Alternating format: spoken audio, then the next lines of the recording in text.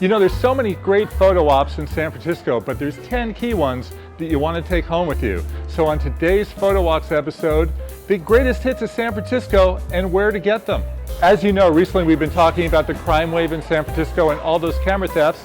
So I'm going to outsmart them today. I left my big camera at home. I'm going to shoot everything on the iPhone and a little GoPro. A lot harder to steal. So wish me luck. So today is a two-part episode. In part one, I'm going to show you the hits. In part two, stay tuned, because then I'll give you the tips on how I got the shots. Now we obviously begin with the cable car. Everybody loves the shot of the car coming up the hill with Alcatraz Island in the background, like on that old Rice-A-Roni TV commercial. Now where to get that one? On Hyde and Chestnut Street. The other classic shot is the cable car coming up California Street with the Bay Bridge behind it. That's on California and Mason, near the Fairmont Hotel. Number two is the Golden Gate Bridge. There are many places to get a great shot of the iconic bridge, from Crissy Field or Fort Mason, looking up at the bridge, but my favorite is going across to the Marin Headlands and looking down at the bridge and city from right here. Number three, the Painted Ladies, that row of cute Victorian homes as seen on the opening credits of the Full House and Fuller House TV show. This is an easy stop just off Alamo Square at Hayes and Steiner.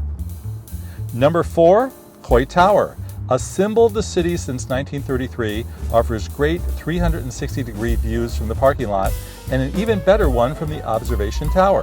You will have to pay a fee to get in, but trust me, it's worth it. A bonus, when you enter the building, which has free admission on the ground floor, you'll get to see some amazing murals from the 1930s that were painted for the WPA project. Number five, the San Francisco Skyline. You have many choices. You could go up to Twin Peaks, but be careful. It's an area that's ripe with crime these days. I prefer the view from up here in the Coit Tower, but the best view of the skyline, hands down, is a short drive out of the city to Treasure Island, which is directly in between San Francisco and the East Bay off the Bay Bridge. Number six, the hills of San Francisco, where on a clear morning you can look down it and see Alcatraz Island staring back up at you. Location? You remember it from the cable car shot, right? Hyde and Chestnut. Number seven, Fisherman's Wharf, because nothing screams tourist in San Francisco like this honky-tonk section, but you gotta come, right? Your establishing shot of the sign is right here at Taylor and Jefferson.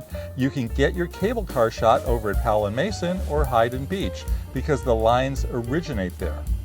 The morning sea lions are down the way off Pier 39, and if you come early in the morning, you can get beautiful shots of the boats in the reflective water. Ghirardelli Square is right down the street as well. Speaking of photo walking, if you turn left from here, you can walk all the way some 4 miles to the Golden Gate Bridge through some wonderful San Francisco parks, most notably Fort Mason. Number eight, crazy Lombard Street, the crookedest street in the world. It's hard to get a really good perspective on the zaniness of this street on a smartphone, but there are two places to try, either on the ground looking up or walk all the way up and look down. It's not a bad walk, trust me.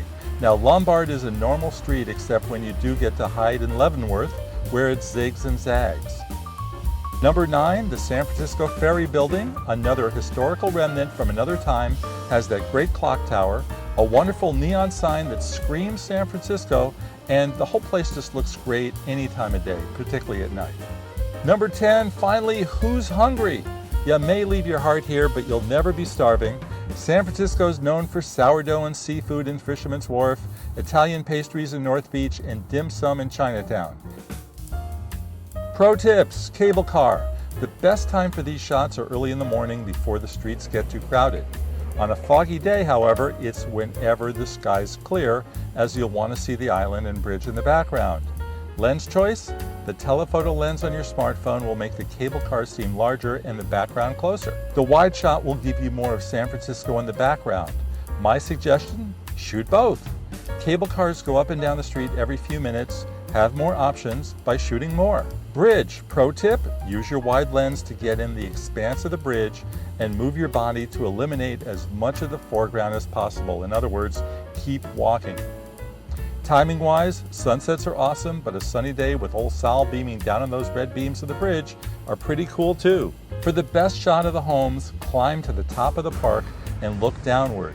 Midday looks great to see the color in the homes.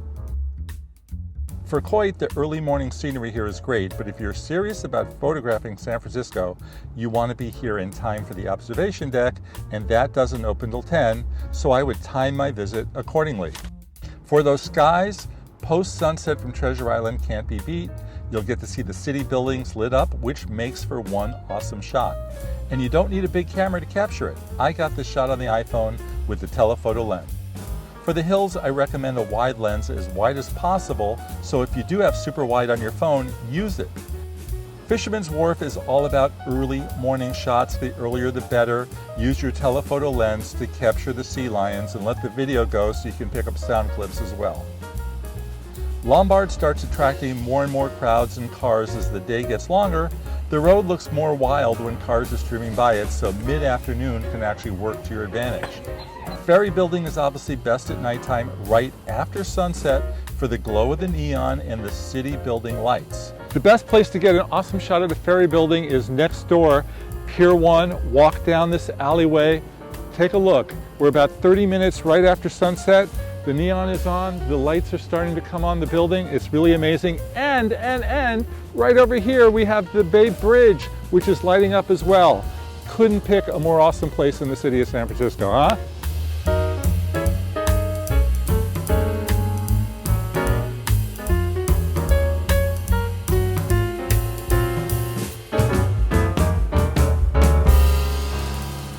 I will always have my heart here in San Francisco. I think it's the most photogenic of all the U.S. cities. Agree, disagree? Let's hear from you directly below in the comments. Look for me on social, at Jefferson Graham on Twitter and Instagram. Please subscribe to the newsletter, jeffersongraham.substack.com. Subscribe to PhotowalksTV here on YouTube. And guys and gals, I'll see you on the next Photo Walk. Bye.